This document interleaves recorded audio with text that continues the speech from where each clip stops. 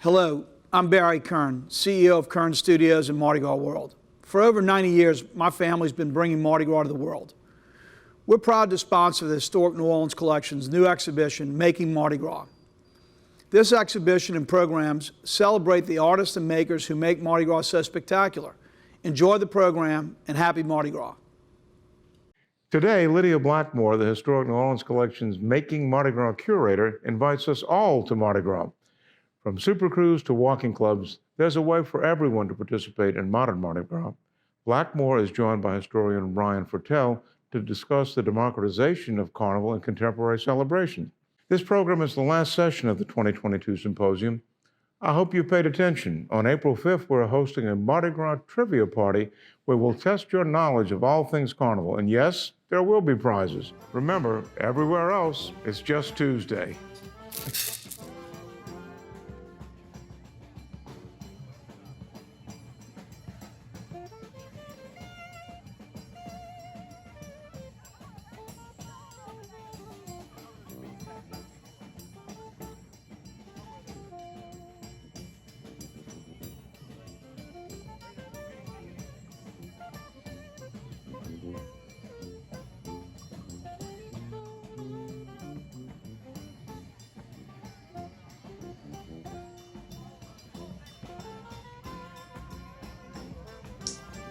Hi, everybody. Welcome back to our last virtual lecture learning program of the Making Mardi Gras virtual symposium.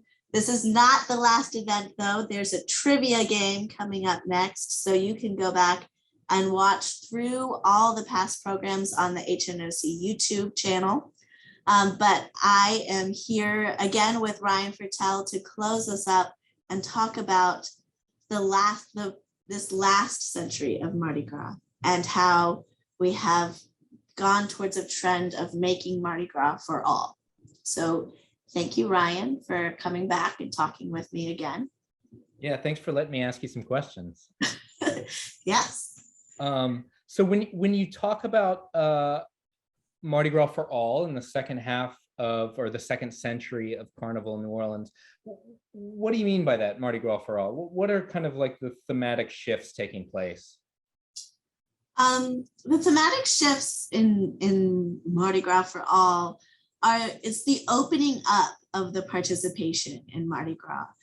In the first century of Mardi Gras, as we talked about in your lecture at the beginning of our symposium, was all about people finding their ways to celebrate Mardi Gras, but it was very siloed. There was the gay carnival, there was the women's carnival, there was the African American carnival. In this past century of Mardi Gras, it's been kind of breaking down the barriers so that anybody can get involved in a myriad of ways of celebrating Mardi Gras. And those breaking downs of barriers, there's legal breaking downs of anti-discrimination laws and that sort of thing. There's a breaking down of the cost barrier of how much it costs to participate in Mardi Gras. This whole DIY element of Carnival has become a bigger trend, I think, in the past century. And then there's just a lot more ways, I think, for people to participate now than there were 150 years ago. Yeah. So what do you see as kind of the first shift or organization or event that kind of gives us Mardi Gras for all? I think one of the first, well, maybe not the first turning point. There was a balloon of crew production throughout the 20th century as crews formed in neighborhoods and in different social circles. So being in a crew was no longer just the rich white people. You could be in your neighborhood crew, but they were still very siloed off. So the first open crew is the crew of Bacchus, founded in 1968 by Dickie and Owen Brennan, the restaurateurs. Formed the crew of Bacchus specifically for tourists, really to open it up, to give a way to keep people in the city longer, to keep those hotel rooms booked, to keep the restaurant reservations flowing in, but to allow more people to participate in a parade, to create a parade that was more accessible for outsiders as well, where you didn't have to understand the mythology of ancient Greece as well as the mythology of New Orleans. You just had to know a celebrity and understand pop culture and like shiny lights and an increasing amount of beads being thrown by an increasing amount of riders. And Bacchus really was revolutionary in the number of people who could participate in a parade. When the first Bacchus parade rolled in 1969, they averaged 20 riders per float, which today doesn't seem like that many riders, but for the time, it was an enormous amount of riders. Traditional float design for the first century was more about the creation of the float than a vehicle for people to be on. So often there were only 5 riders on a float, and they were all standing in the middle. So they had to switch sides. So there's this great resource on how to catch throws. It was published in around 69, and is talking about how you want to be on the right side of a float because most riders are right-handed, and so they'll throw to that side more than the other side. But with Bacchus, having 20 people per float lining the sides, there were people dedicated to throw on both sides. And so more people can get on the floats. To have more people on floats, you need bigger floats for the parade. And so Bacchus floats started looking dramatically different than the old style of floats that were running the parade routes before them. Yeah. So it sounds like the Bacchus's floats were more functional in a new way, but they were also had their own, they were also beautiful in their own way. Who was kind of like who was the genius behind that? Yeah, Blaine Kern. Blaine Kern was a huge force in opening up Mardi Gras participation through the way that he built floats. Kern was a West Bank boy raised in Algiers Point. His dad was a ship painter and sign painter who had been involved with the crew of Allah early on. And then when Kern returned from a short military service in the 40s, he painted a mural in the little Algiers Point Hospital. And of course, the doctor who ran the hospital was the captain of Allah and took this young man under his wing and asked him to build the floats for Allah. And that was around 1948. And within the next 5 years, Blaine Kern was building all of the floats for 5 parades that included Rex starting in 1950. He, in the 1950s and 60s, regularly went and toured Europe to see carnival floats in Spain and Austria, in Nice, in Venice, and then also went down to Rio in Brazil, and came back with these great ideas for bigger, animated, light up, colorful floats that you could make with more modern technology than paper mache.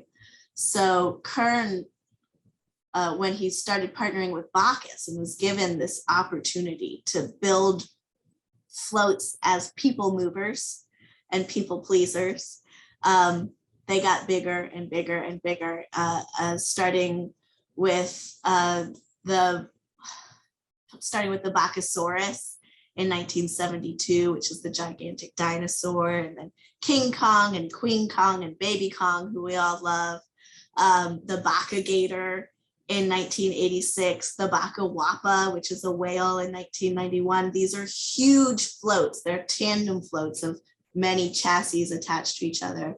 And Kern was able to make these possible.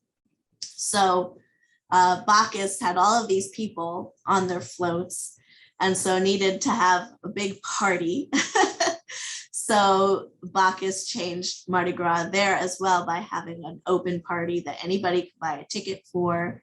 Their king is a celebrity king So from outside of New Orleans, that's really breaking with tradition in 1969, having a non-New Orleanian, Danny Kaye, as their king. So Bacchus as the first super crew is kind of my mark for the opening of Making Mardi Gras for All. A quick tangent of a question. Yeah. Who is your, speaking on the subject of super crew celebrity kings, do you have a favorite super crew celebrity that you've seen or that you've maybe seen a picture of from days of old? Well, Louis Armstrong as King Zulu, does that count? Yeah. Yes. Yeah, the super crew celebrity king. Yeah. Tell us, so Bacchus brings kind of like a new bigness to the parade route. Yeah. What happens with parading culture next? So Bacchus is the first super crew, but when people think of super crews now, they mostly think of Endymion, right? Because Endymion, they throw till it hurts, and you got to get your spot on their route, 4 days in advance. Endymion inspired the crew of Chads, which are those people who had their couches out and their spray paint and everything. So Endymion was the next step in super crewdom. Actually, it was founded before Bacchus was founded. Endymion was founded in 1966 as a little neighborhood crew near the fairgrounds by Ed Muniz, who is a radio station owner and personality. And then in 1973, he attended the Bacchus Bash as a guest of Blaine Kern. And he realized the possibilities of these huge parties that anybody can attend to really make a carnival organization that is all about fun. And so Endymion exploded from there. They had their first Endymion extravaganza. The next year in 1974, Kern built all of their floats as well. They have invited the celebrity grand marshal, which is a big part of super crews as well.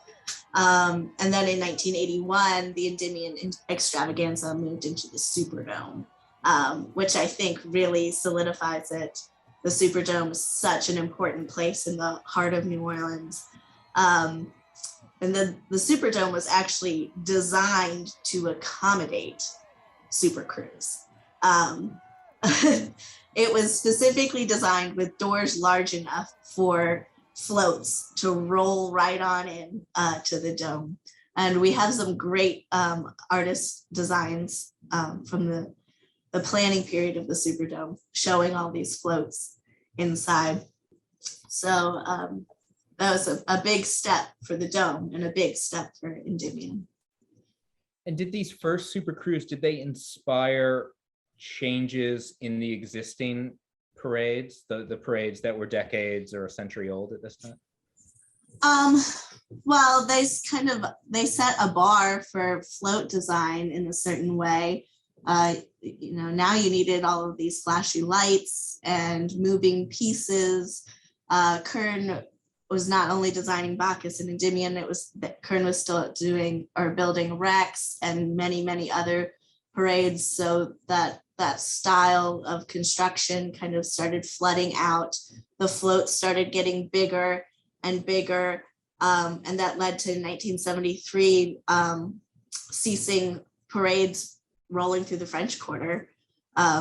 So that drastically changed the Mardi Gras experience in New Orleans. Many people have fond memories of seeing the floats rolling down Royal Street. We have great videos and reminiscences in our collection of from the Williamses, who founded the Historic New Orleans collection, being out on the balconies on Royal Street and seeing the parades, and they no longer go down, and we can blame Bacchus for that probably.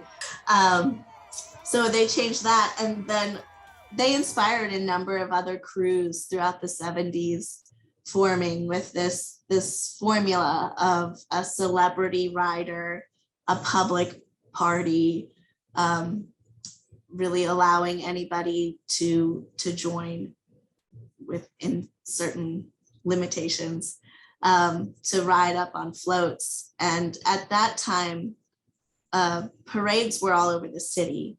So there were Kenner parades and Chalmette parades and Mid-City and out in Gentilly, and all of these parades started to look more and more similar as the production was consolidated into a handful of float builders.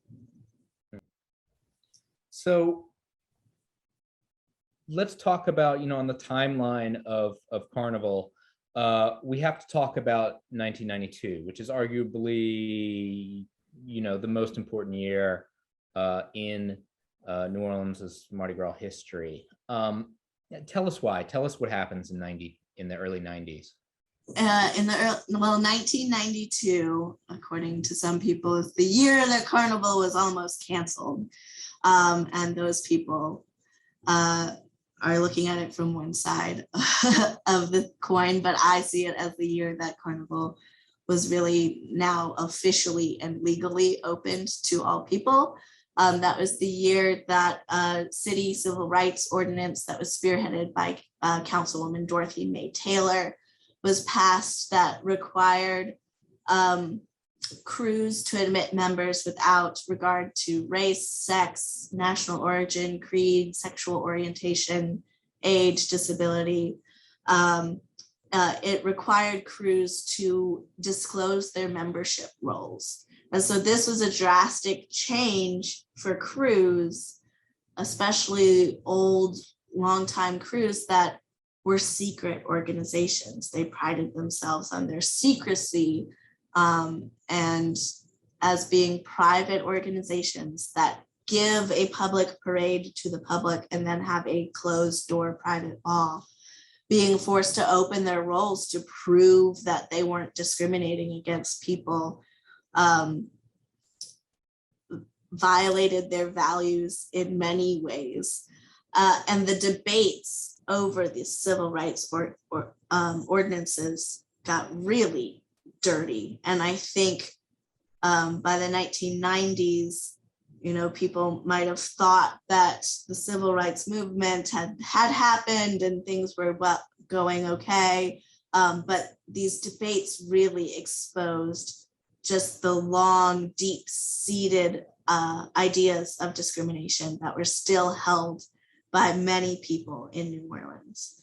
And just the idea that this law that required you not to discriminate in your crew. How many laws were like this across the United States? The thought that this law could cancel all of Carnival shows that Carnival was not as modern as people thought it might have been in the 1990s.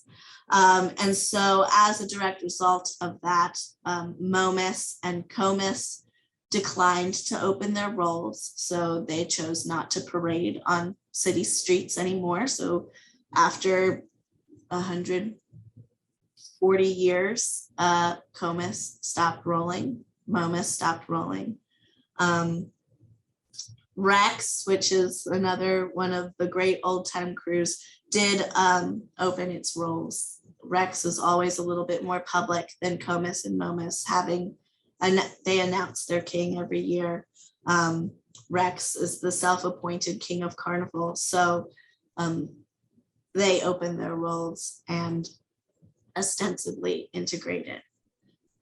So Mardi Gras wasn't only not canceled 30 years ago, but it's arguably bigger and better, right? So like we have a bunch of new parades, waves of new parades have washed up on the streets of New Orleans over the past couple decades. What changes? Who are these parading organizations? What changes did they bring? Mardi Gras is a lot bigger than it was 30 years ago. The year after, in 1993, the third super crew, Orpheus, was founded by Harry Connick Jr., another one of these super crews that is based in celebrity and pop culture and music and bright lights and a big public party. So that started. There was a number of African-American crews started in the 1990s as well. Ocean was started then. And then Muses in 2000,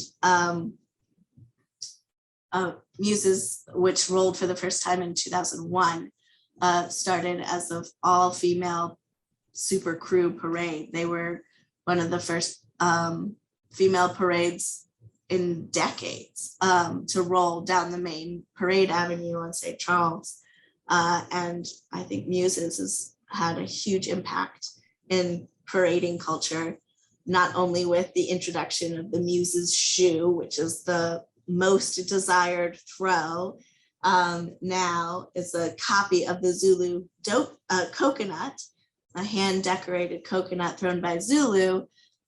Since the 19-teens, Zulus thrown coconuts, but then Muses made it a big thing in the early 2000s to throw these hand-decorated shoes. And now every crew has to have a signature throw, whether it's shrimp boots or genie lamps or holy grails or sunglasses, purses, compacts. Every crew has their own thing now. Morpheus, those sleep masks. So that Muses changed that with this whole DIY element of Carnival, which plays out in other aspects, not parade crew aspects, but in the 21st century Mardi Gras, DIY is a huge element.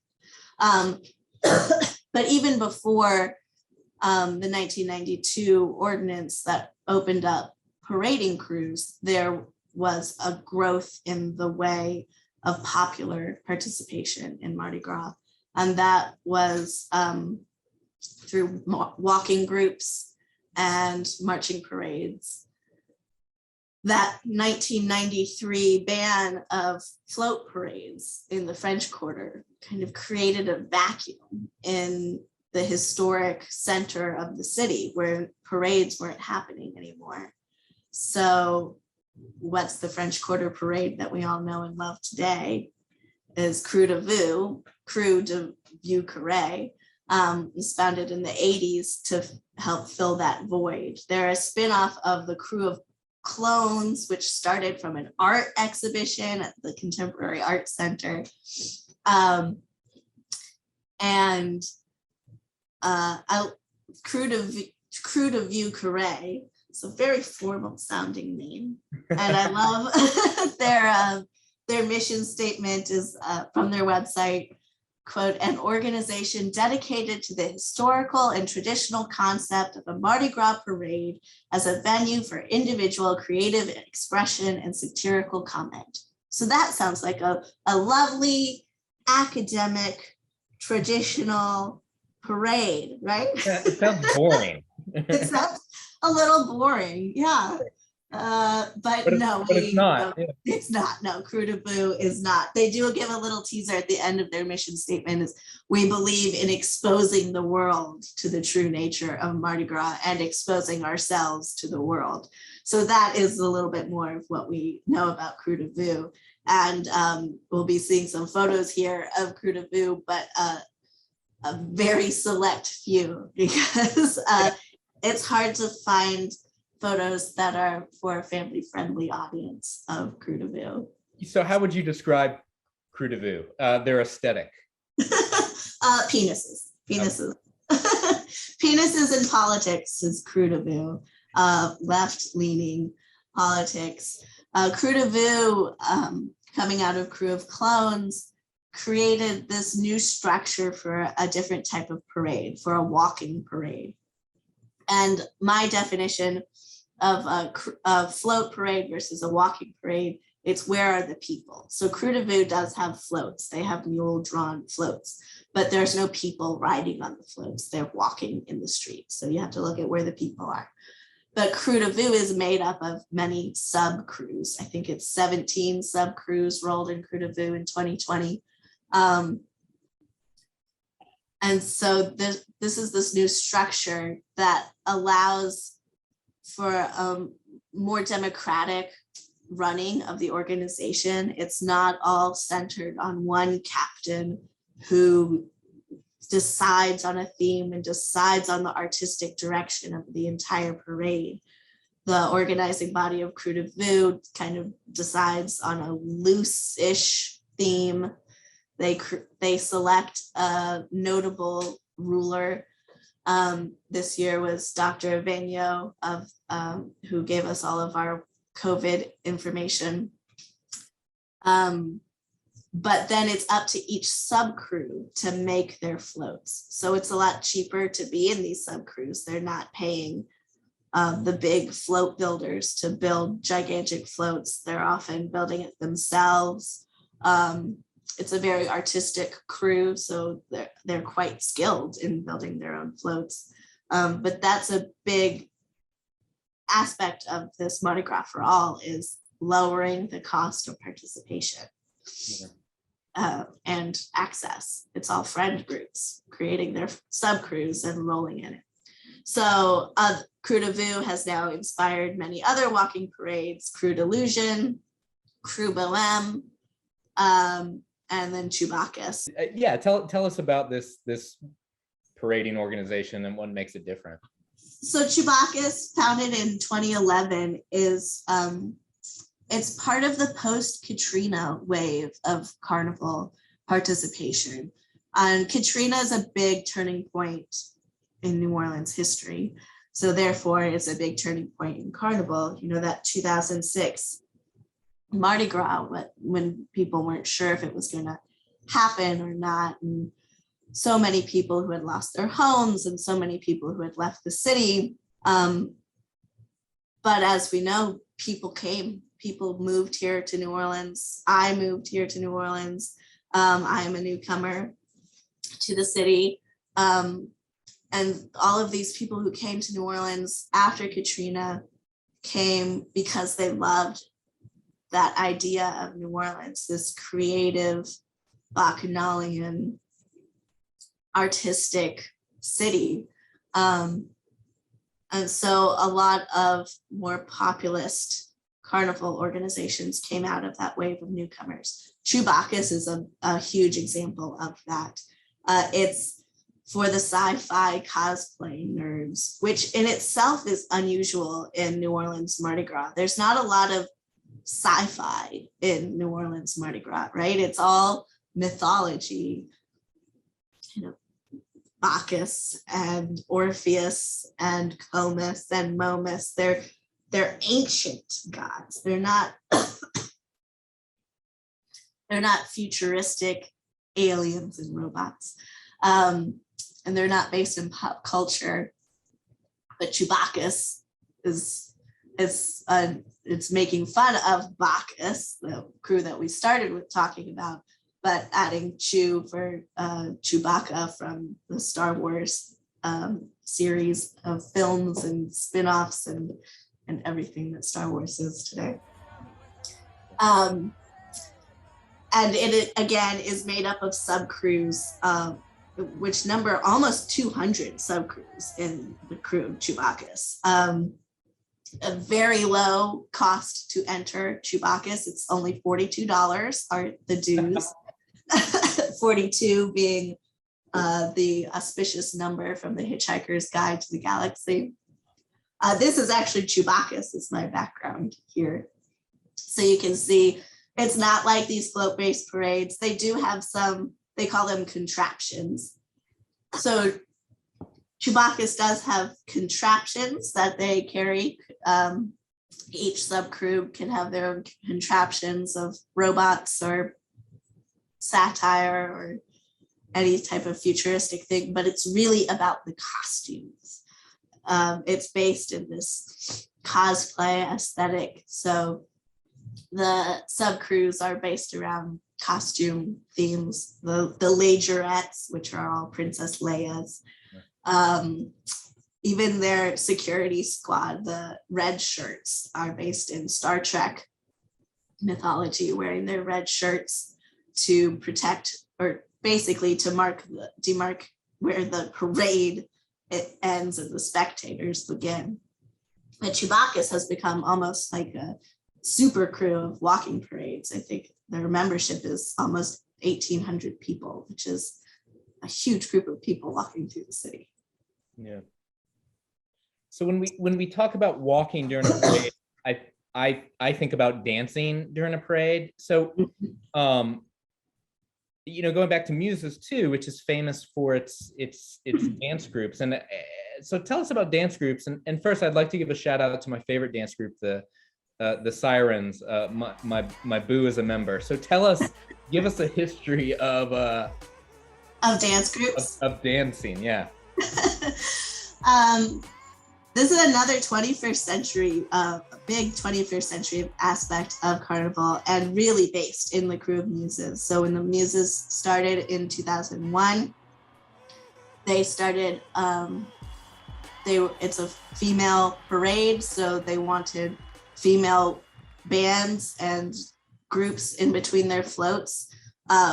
Crew parades are legally required to have a certain number of elements, float elements, and then band or dance elements in them. So they have to fill that. So they wanted female groups going in between, and they started with the Pussyfooters. It's the first major female dance group, started in the early 2000s. They started this trend of the double entendre name. On their website, they say it's inspired by the vagina monologues, the Pussyfooters, with their iconic pink and orange coloring.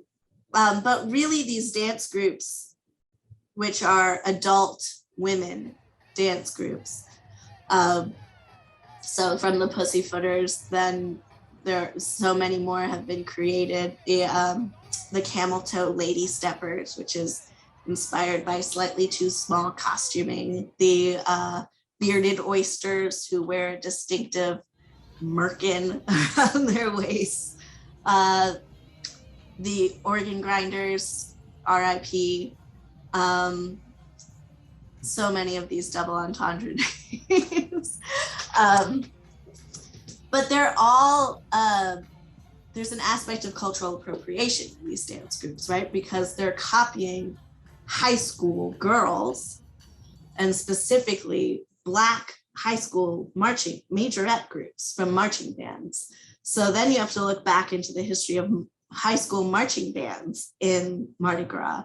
Their high school marching bands have long participated in the parades, providing that music. You can't think of a Mardi Gras parade without the sound of a marching band. You look to St. Augustine Marching 100, which was the first Black high school band that paraded with the crew of Rex in the 1960s. A huge step in the integration of Mardi Gras. The marching bands are my favorite parts of parades. And then each marching band has their majorettes, their flag girls, their dance teams, who are really showing all of the moves that only teenage girls can have the flexibility to pull off. But you watch them in those boots with the pom-poms, and you want the boots with the pom-poms. So now in the 21st century, there's so many ways for adult women and adult men to get involved in these dance groups. On the male side, there's the 610 Stompers, the ordinary men with extraordinary moves, who have created that dad bod aesthetic with the short shorts and the high socks and the mustaches. There are co-ed dance groups like the Disco Amigos, but they've all shown the variety of small communities that people create across the city, and the enthusiasm that they have, because it's not just on parade day. You have to create your costumes and you have to practice, and then you have to dance for 6 miles. But anybody can participate in it. The Sirens, as you said, I know a siren as well. It's a great way to get on the route if you don't have the money to get on a float. Yeah. So, I mean, we're talking about still very kind of structurally organized parading groups. My favorite day of the year, my favorite time of the year is always Mardi Gras Day, Mardi Gras morning, and the St. Anne Parade, which is certainly less organized in scope, but definitely has an organizational history. Like, tell us about the history of this organization and that day, and their importance to Mardi Gras Day. Well, St. Anne actually predates almost everything else I've talked about up till Bacchus. They were founded in 1969. So again, as we talked about in our first talk, there's no linear timeline of Mardi Gras. St. Anne started as a group of residents of the French Quarter who wore costumes on Mardi Gras Day. I mean, that's what you do on Mardi Gras Day. They just kind of gave themselves a name. And they opened their arms to anybody else who wants to do that. So there is actually an organization of St. Anne. There are some dues paying members. They do have a private ball for their members. But then on Mardi Gras Day, they are open to anybody. So they start in the bywater and kind of have a meandering path through following a band. You go and meet up with Rex, which is a very important stop for them, as Henri Schindler was one of the founding members of the Society of St. Anne and has long been the art director for Rex. So of course he wants to see the parade on the day that it's rolling. He was the captain of the Society of St. Anne for decades and decades. And then after they see Rex, they move down to the French Quarter for what I think is one of the most moving parts of Mardi Gras. That's reflected through many different Mardi Gras traditions, but they gather on the shore of the Mississippi River to have a memorial service for members and friends who have passed away in the previous year. And that's because many of the founding members of the Society of St. Anne, they passed away during the AIDS epidemic in the 1970s and 80s. And so they were memorializing their own friends in the 80s and the casualties of the AIDS epidemic. This year, it is my one and only goal on Mardi Gras is to join Society of St. Anne for this memorial, because I think that this year, 2022, that moment on the Mississippi River where you are in a glorious, glittery costume, you've been drinking and walking for hours, you have just seen thousands and thousands of people in similar states of revelry, and then to have that one moment to think about the loss of the past 2 years that we have all experienced through the pandemic and through so many other things, the hurricane, so many other things that have happened in the past 2 years. That for me is my goal this year. And that brings us to one of the core aspects of Mardi Gras in New Orleans, is that it is a cultural reflection. So it's not just celebration, it is a creation of our community, whether that is on the bad side of creating a very standoffish community, or in the 21st century of creating an open community where everybody can come, but it is a time of reflection. And even if it is a time of reversal and reaction. Yeah, that's really beautiful what you said. And I'd like to, you mentioned the pandemic, and I'd like to hear your thoughts on how or what Mardi Gras for All looks like during a time when we can't all be together. Yeah, so the pandemic has changed Mardi Gras. And it brings us to my other way of my personal other way of participating in Mardi Gras is the crew of house floats, which is amazing. I mean, just amazing. And I think one of the last barriers of entry to Mardi Gras was broken down with the crew of house floats. You don't even have to leave your home to participate in this. There's no fee for entry. It's just decorating your house.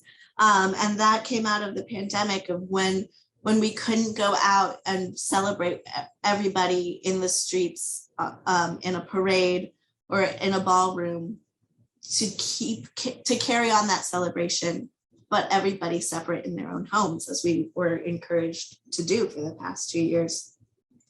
It started with just a tweet and a Facebook post of, hey, what if we decorate our houses? And that was in November. And then by January, thousands of people across the city, across the country, even across the world, embraced this New Orleans spirit of resiliency in celebration by decorating their houses.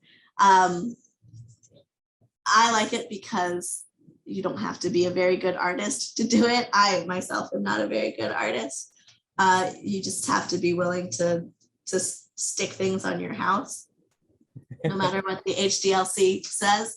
But then it also served to support Mardi Gras artists in the city who really were suffering when their industry collapsed with no parades. Mardi Gras is a year-round industry in New Orleans. There are countless artists who work and make their living from making floats and costumes for the parades. So the crew of house floats inspired the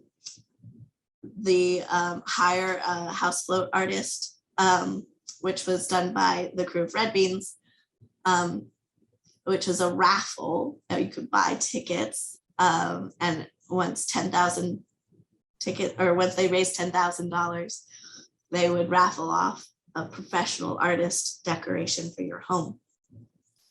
So that, again, very low barrier of entry for that. You could donate $10 to it and have the chance to get a beautiful house float on your home. But then also many people just straight up hired artists for their homes as well. And it kept that artistry going throughout the pandemic year. And it was a personal celebration. It was a community celebration. And I'm glad that it's a tradition that's going to continue.